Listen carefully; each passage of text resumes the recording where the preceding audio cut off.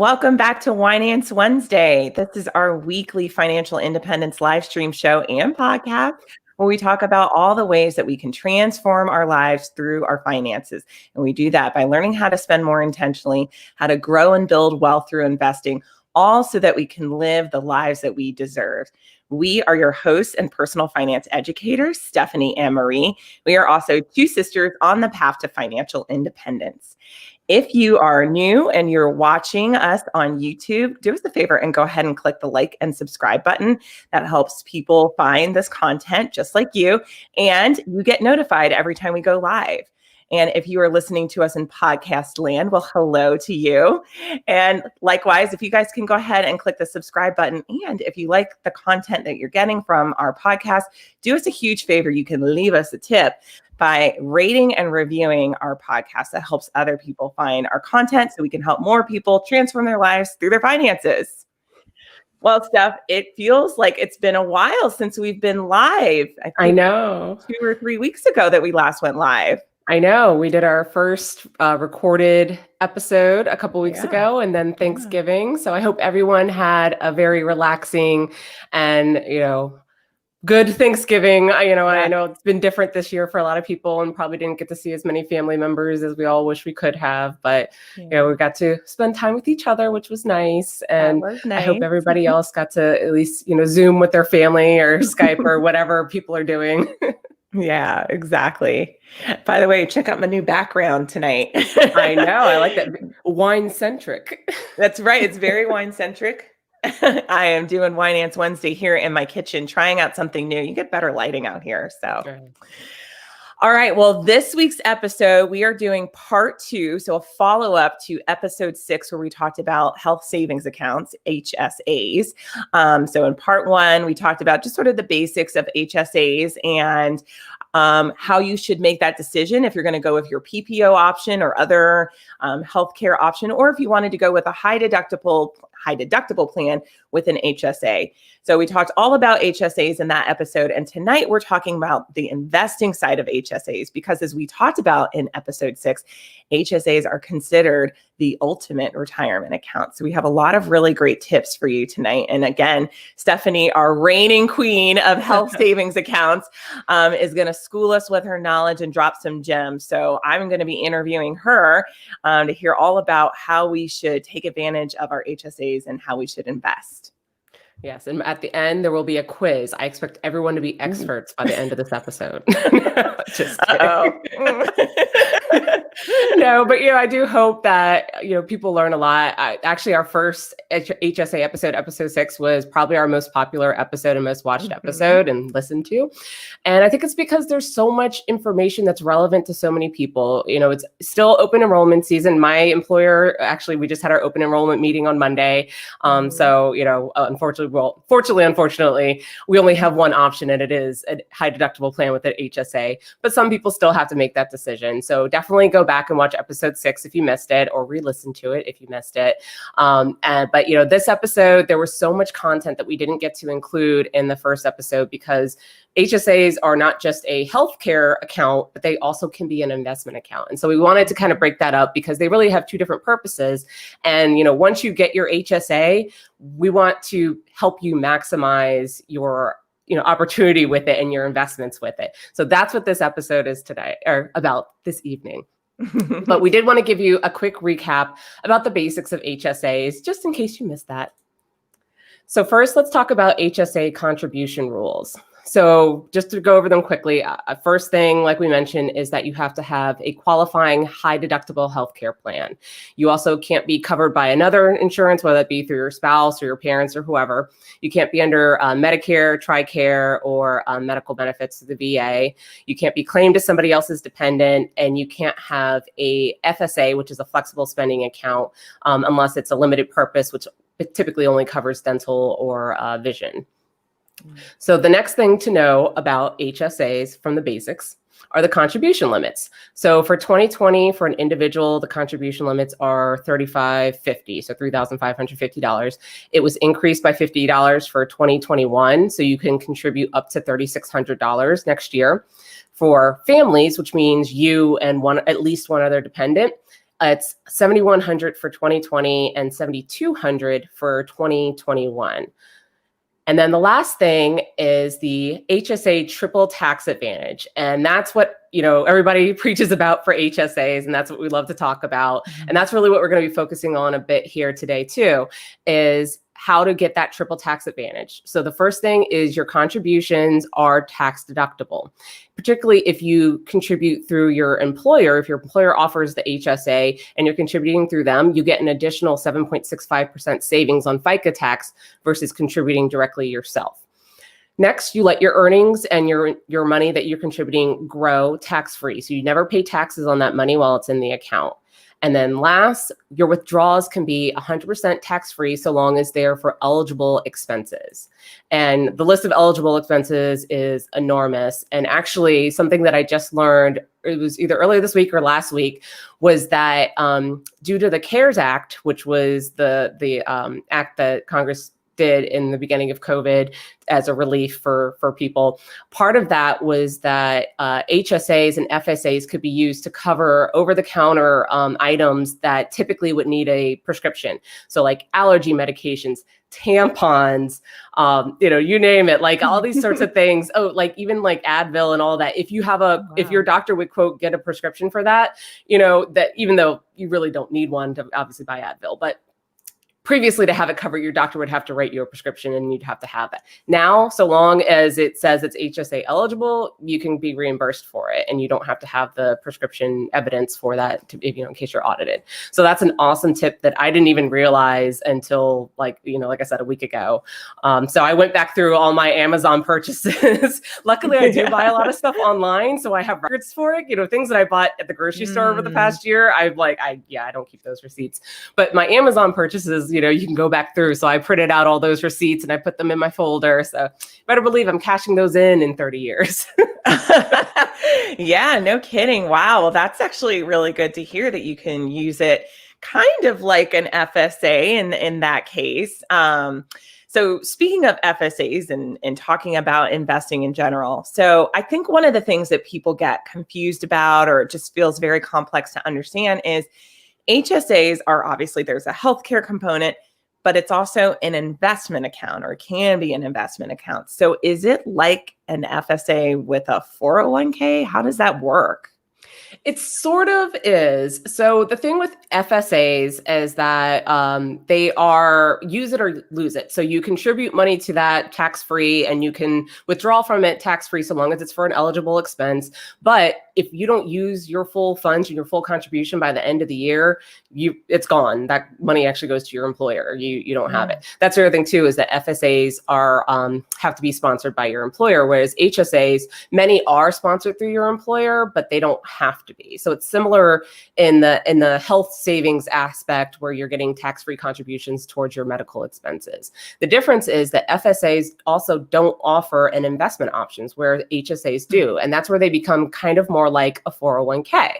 So in the case of an HSA, when your employer, decides to offer an HSA, kind of plan, account, and you have a high deductible plan that's eligible for it, they can choose whether to offer an option that's just cash only, a cash balance, and basically you just put your money in, it'll earn like a tiny bit of interest, but not really much. It's pretty much like putting it in a generic savings account. Or you can also potentially have an investment option, which many employers do include. And so if you have that additional investment option, you're able to put your contributions into that investment portion of the account, and it can grow just like a 401k. So you put your contributions in tax-free, it grows tax-free in those investments. And again, it's investment options similar to a 401k. So you're going to have different kind of index funds and mutual funds. You're not going to have probably not a ton and not the exact same as what your 401k might have. Some people do, but your options might be a little bit more limited than a typical 401k, but you're still going to have a decent amount of options. It just really kind of depends from HSA provider or HSA bank to another HSA bank. And that's the other thing too, is that technically the HSA providers are called HSA banks. And there actually is a company called HSA Bank, not to be confused. It sounds very confusing. Yeah, but there's a lot of these companies, these banks, these providers that offer HSAs. So when you hear someone say a HSA bank, they might be talking about the specific company or just that it's a HSA provider. Yeah. So going back to the whole thing of investing though in your HSA, the way that it's also similar to a 401k, like I said, you're going to have different investment options. You could have low cost index fund options. You could also have high cost index fund options. There also might be fees associated with having an investment portion of your HSA. So typically employers will cover the whatever kind of maintenance fees or account fees that these HSA providers will charge, so long as your money's in the cash portion. But some companies and employers will charge, well, not the employers are charging the fee, but some companies will charge a fee if you want to put a portion into the investment account, and your employers will not cover that fee. And I believe even the one that my employer offers does the same thing. So I don't pay anything for my general HSA through my employer, but if I want to put that money into the investment portion, I'm going to pay like a small fee. And it's usually, well, when I say small fee, it's a percentage of your balance. So if you only have like $100 or a couple $1,000 balance, it's probably not going to be that much. But if your HSA is growing and you've had it for, years and years and years, that could be a significant amount of money, especially if you've been maxing it out. So again, this is another thing where you need to be aware of fees and amounts that you're paying in these accounts, just the same as you would a 401k. That's really interesting. And you actually touched upon this. You had an Instagram video that you posted today that kind of touched upon your investment options with your HSA as compared to a 401k. And so with a 401k through your employer, you don't get to choose what your investment options are. You don't get to choose what the fees are. You're kind of just, at the mercy of whatever your employer provides. And hopefully they have like a really good 401k provider. But with your HSA, well, I guess I have two questions. Number one is, what if your employer doesn't actually offer the investment option with your HSA? And number two, what if they do offer it, but you just don't have good fund options, or they're high fee options? They're just not things that you would actually want to invest in. Can you open up the investment side of the HSA on your own? Yes, you can. And I thought when I found this out, I was like, this is the most awesome thing, because this was the thing that I was missing in my own HSA. My employer just started offering a high deductible plan that was HSA eligible last year. So 2020 was the first year that we could contribute to HSAs. And I was super excited. And then I found out two things. One was that you had to have at least $1,000 in the cash account before you could start contributing to the investment portion, which meant that you had to still have that $1,000 in there. And at 1,001, you could start contributing and put that $1 and whatever that $1+ would be into the investment portion, which means that $1,000 is just sitting there literally earning pennies. And then two, your investment options are relatively limited, and I'm going to pay like an additional fee, like, the same as like a expense ratio point whatever percent fee of that. So I was super bummed about that. And also because I split my HSA, my total family HSA balance between me and my husband, I wasn't contributing enough to build that $1,000 till almost the end of the year. And so I was really bummed. And then I found out that you can have multiple HSAs and you can open your own HSA. So unlike a 401k where it literally has to be sponsored by your employer, HSAs don't have to be sponsored by your employer. Now, certainly there's benefits to contributing to your employer HSA, because like I said, you get that additional 7.65% FICA tax when the money is deducted from your payroll versus you contributing directly. But the great thing that you can do instead is take advantage of both worlds. So there's many HSA companies out there that don't charge an account fee, don't have any minimums, and have decent investment options. Fidelity is one of them. Lively is another one that I've heard really good things about. So you don't have to choose a company and pay a fee and whatever. There's other options out there. So what you can do is you would contribute to your employer HSA, just as you normally would, have your payroll deducted and whatnot. And then you can open up your own HSA through one of those companies, like I mentioned, Fidelity, Lively, whoever. And then, and as long as you're still eligible to contribute, obviously, if you don't have the eligibility rules that we went over in the beginning of the episode, then that's a whole different story. But let's say you're still eligible. Then all you have to do is do a trustee to trustee transfer. And that means directly from HSA to HSA. So there's a difference between a rollover and a trustee to trustee transfer. And this is where it's really important because you're only allowed to do one rollover between HSAs per year. Otherwise, you'll start to have to pay taxes on the additional money. And that means that you say you leave your employer and you want to roll your money out, they would send you a check, and then you go and deposit that check into your new HSA. That's a rollover, and that's only allowed once a year. However, a trustee to trustee transfer, which you can easily do online for many of these companies, you go to your new HSA provider. So let's say you're going from HSA Bank, which is, like I said, the one through your employer, to Fidelity. You sign up with your new Fidelity account and you initiate the transfer on the Fidelity side. And then that way the money is going directly from one HSA account to the other. You never touch it. It never gets sent to you. It's directly from one trustee to another. And you're allowed to do unlimited trustee transfers each year. So that's what you can do to kind of take more control over what your investment options are, what type of fees you're paying, and when you can start to invest. Basically doing this allowed me to start investing before I had that $1,000 cash balance, and didn't require me to have the $1,000 cash balance. That Fidelity account is my account. I determine if I want to have $500 in cash, $5 in cash, or nothing in cash. If I want to invest all of it, it's my choice.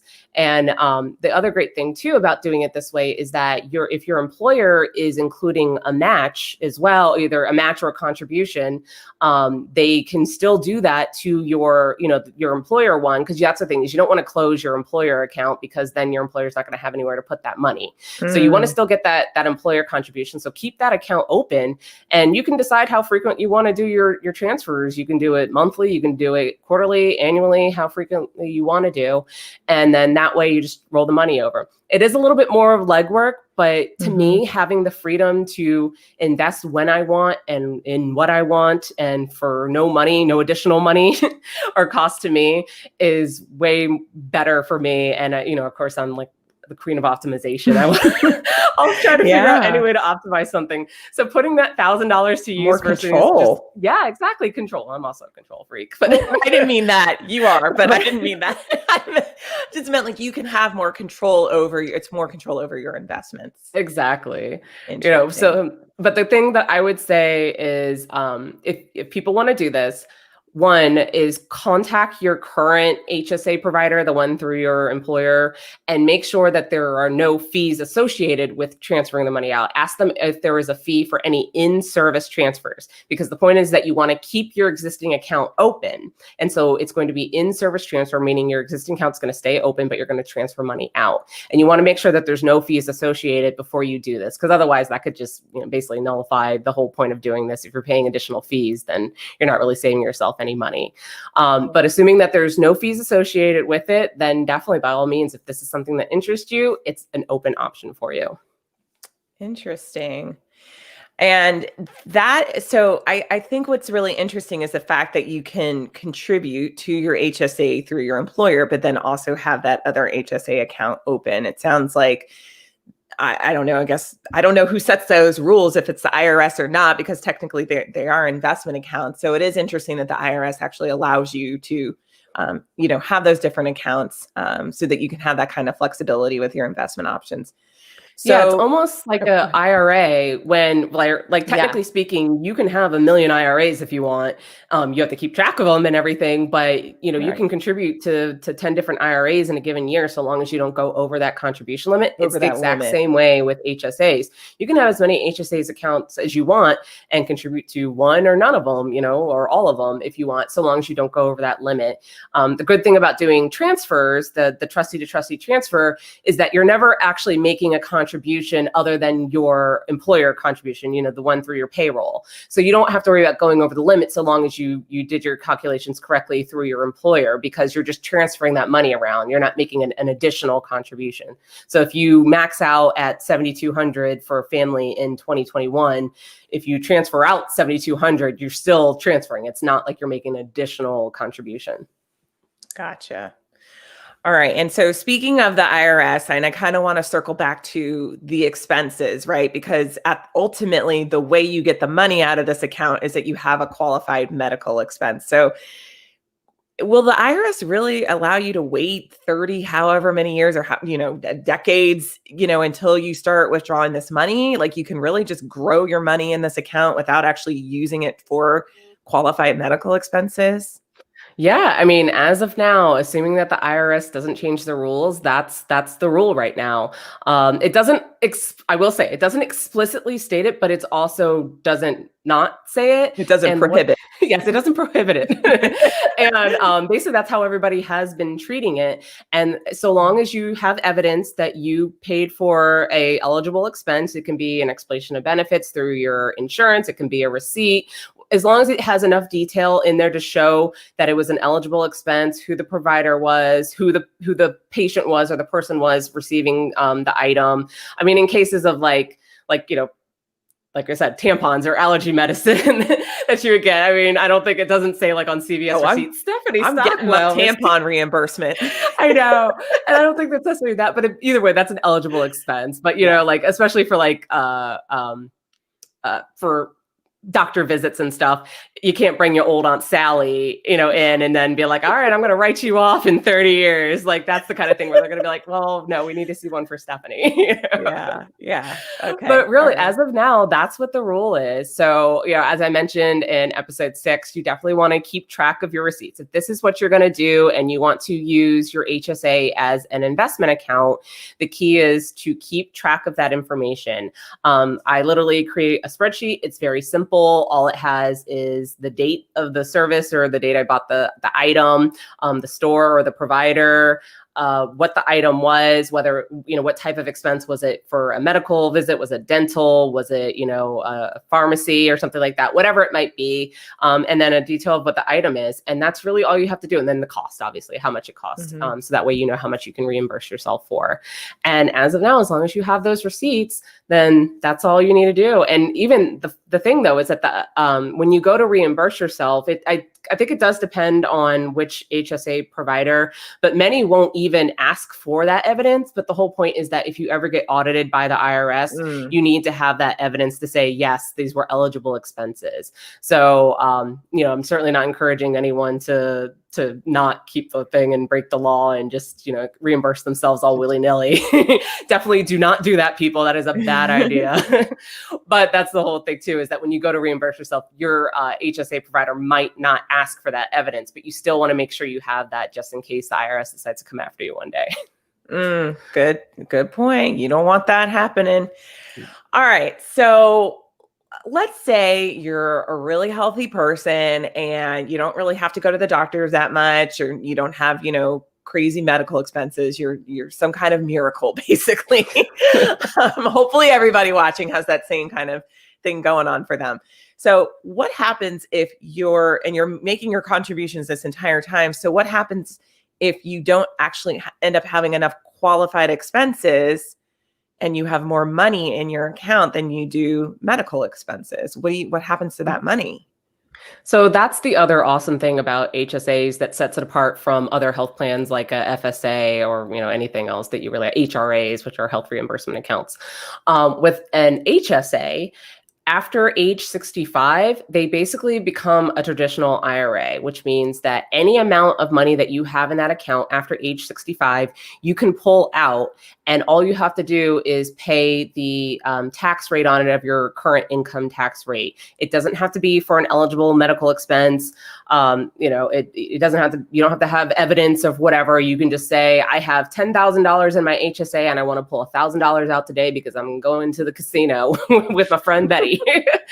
And that's what you want to do. And you don't have to have proof of it so long as you're age 65 or older. And then when you go to file your taxes, you will owe taxes on that money based on your income rate at that time.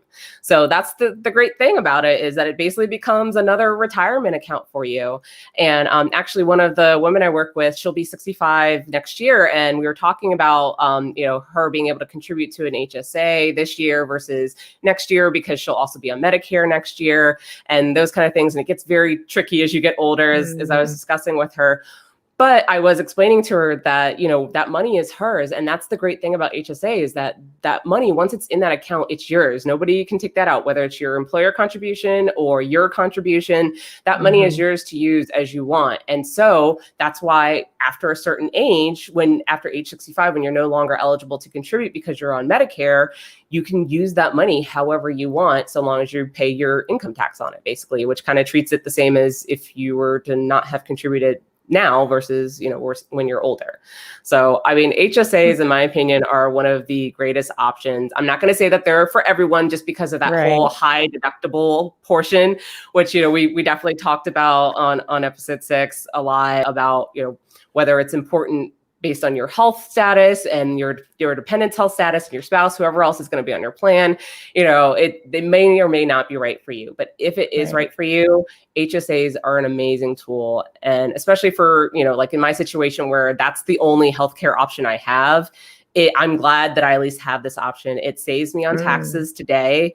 I'm able to invest this money completely tax-free, and, God willing that I don't max it out through my my medical expenses. I'm going to have basically an additional retirement account to pull from in the future. So, there's a lot of benefits to them.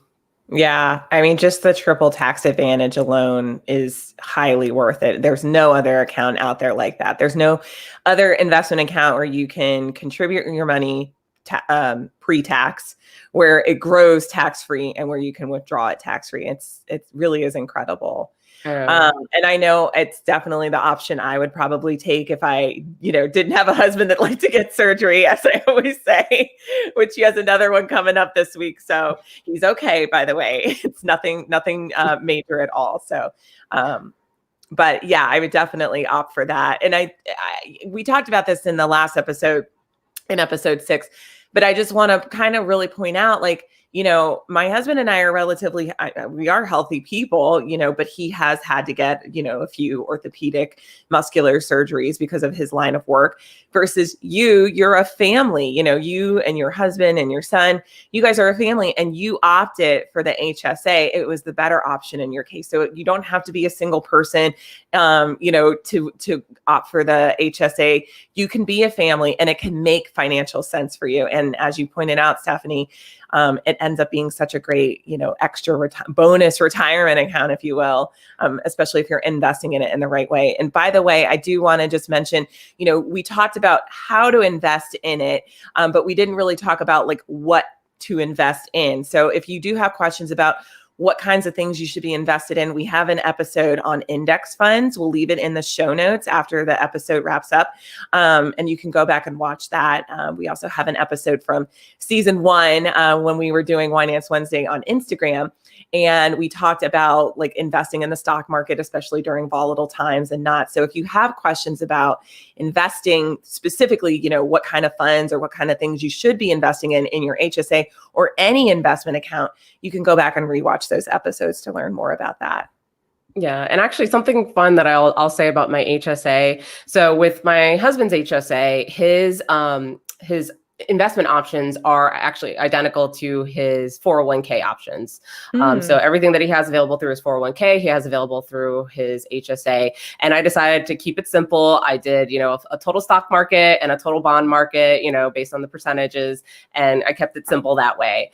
For my HSA, since I, had a little bit of flexibility, at first I wasn't even planning to be able to invest it as early as I was, because I thought I had to have that $1,000 cash balance. And then when I found out I could start investing immediately, once I opened my own HSA account, I was like, okay, cool. And so it was almost like not free money, because obviously it's my money, but it was unplanned money for me to invest. And so I was kind of looking around. I'm like, I had been considering investing in some specific sectors, like the tech sector. Obviously, I'm still very much into index funds and total stock market funds, and fully believe in it. And the majority of my portfolio is in a total stock market or S&P 500 fund that, basically will kind of follow the market and minimize, fluctuations and ups and downs depending on a specific sector.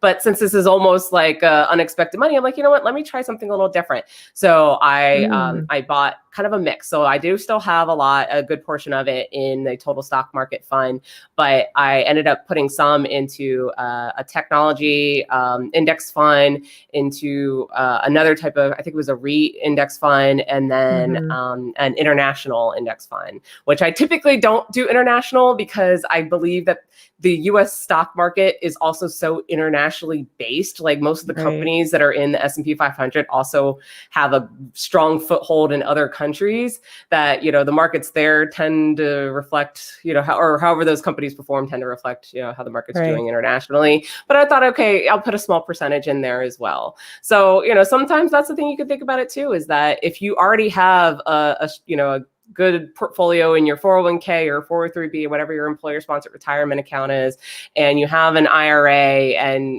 maybe even a taxable brokerage account, and now you have this HSA that you can use in an investment option, maybe use it to kind of dabble in some other areas. I'm not saying go high risk unless that's what you're comfortable with, but maybe put a small percentage in an area that you've been curious about. Because again, this is all tax-free money. So you don't have to worry about dividends, and having to pay dividends on this money. So long as you're pulling it out for eligible expenses, you get it tax-free. And even worst case, if you're 65 or older and you go to pull it out, you're still going to only pay your income tax rate. So you don't have to worry about paying long-term, long-term gains or anything like that.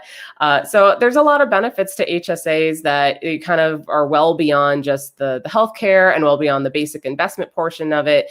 It's really such an individual thing, and it gives people other opportunities that they may not otherwise have in terms of investing. And so that's what we're really hoping to reflect in this episode today, and helping people learn about some of the nuances of HSAs that your employer is not going to tell you. Because oh my God, sitting through these benefits meetings.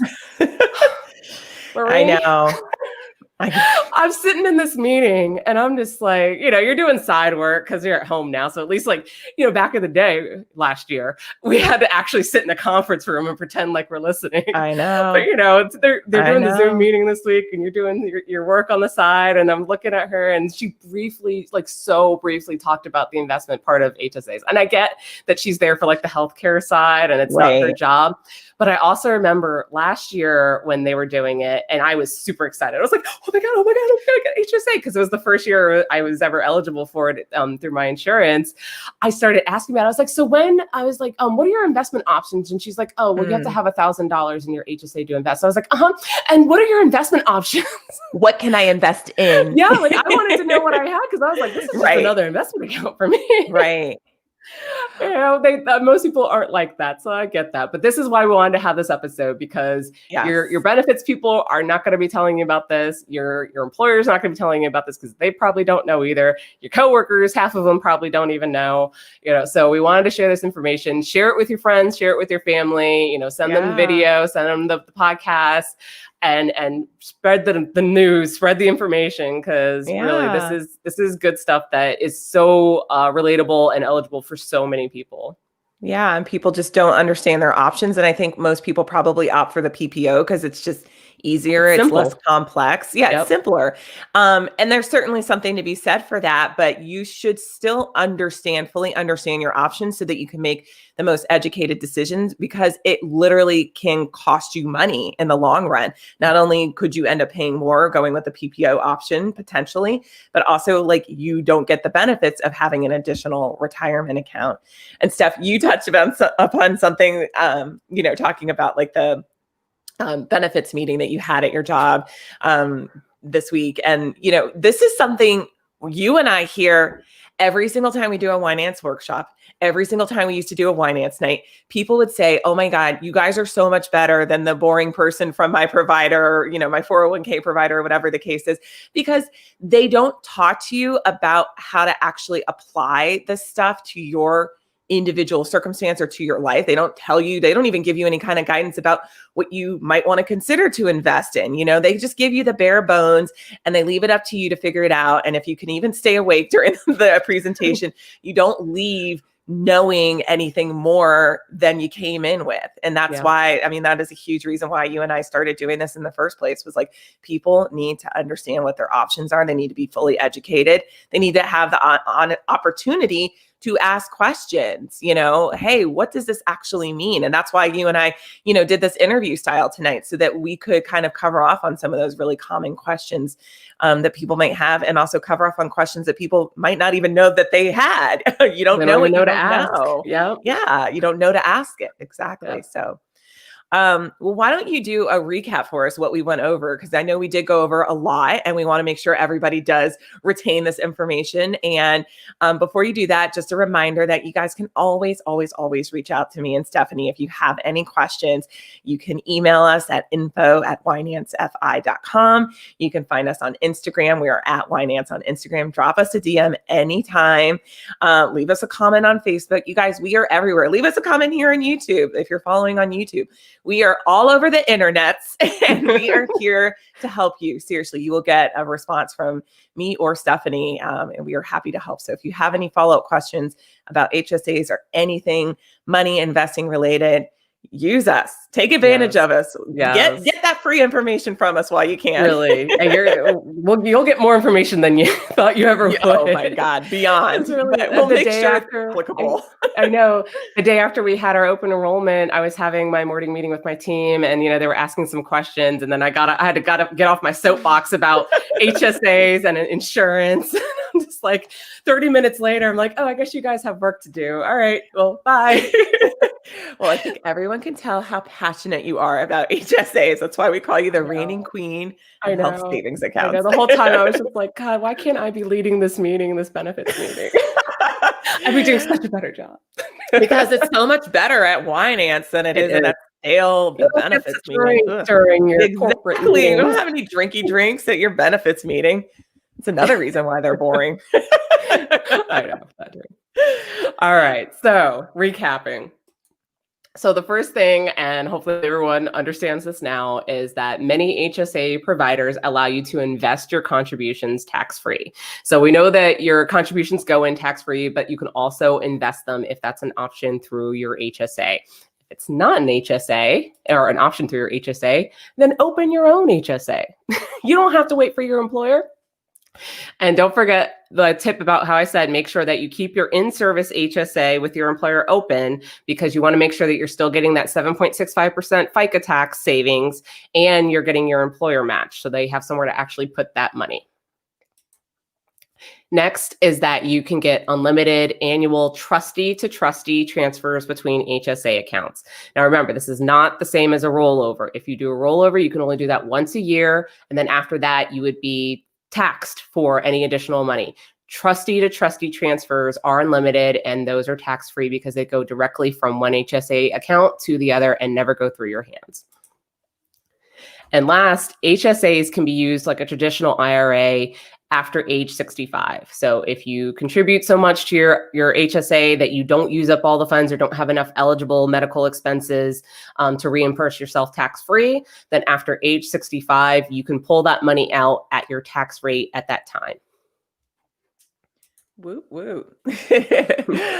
All right. Well, like we said, if you guys have any follow-up questions about HSAs, health savings accounts, the investment component of it, you know where to reach us. We are all over the interwebs and happy to help.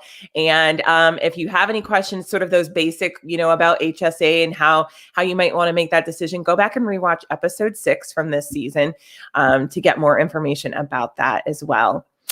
Next week, we are going to be talking about who owns your time. I own my time, Marie. Are you employed? Yes.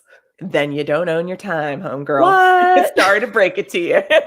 We're going to be talking about time ownership and what that actually means and why time, not money, is your actual most valuable asset, and why that is so important, especially if you are pursuing financial independence. Regardless if you're doing early retirement or not, people need to understand the true value of their time and who actually owns it. So tune in next week for that. And in the meantime, be sure to follow us. As I mentioned, you can find us on Instagram, on Facebook. We are at Winenance. You can obviously find us here on YouTube, so be sure to like and subscribe. You can listen to the Winenance podcast on Spotify, on Apple, pretty much everywhere you get podcasts, and be sure to subscribe and leave us a 5-star rating and review. And if you want weekly updates, if you want to get our free 401k guide, you want to get our blog posts and all that great stuff, you want to get on the wait list for our upcoming workshops, which we're going to be launching new workshops starting in January, we'll go to winancefi.com and subscribe to our email list so you can get those notifications. You get special offers and all kinds of great goodies and stuff that you just don't get anywhere else on the interwebs. I got to stop saying interwebs. I know you're going to start saying it legitimately, and they're going to be like, this girl does not know. What decade are you from? Welcome to the 90s, Mr. Bonks. It's a Father of the Bride reference for you all. I'm surprised there haven't been more of them. I actually am too. Like, how it is like our favorite movie. I think we could sit here and recite the entire movie from beginning to end. How have we not talked about the 8 hot dogs and 8 hot dog buns? Oh, I think that needs to be an episode about the ripoff of the 8 hot dogs. Let me tell you, shot at the bun company. You try to get these organic hot dogs, and they put 5 in there. Have you ever seen a set of 5 hot dog buns? No, you haven't. All right. Something next year, we'll do a hot dog bun and Father of the Bride episode, and we're just going to play that clip over and over. I guarantee it'll be our most watched episode, even higher than the HSA episode. All we needed to talk about was hot dogs. If only we knew.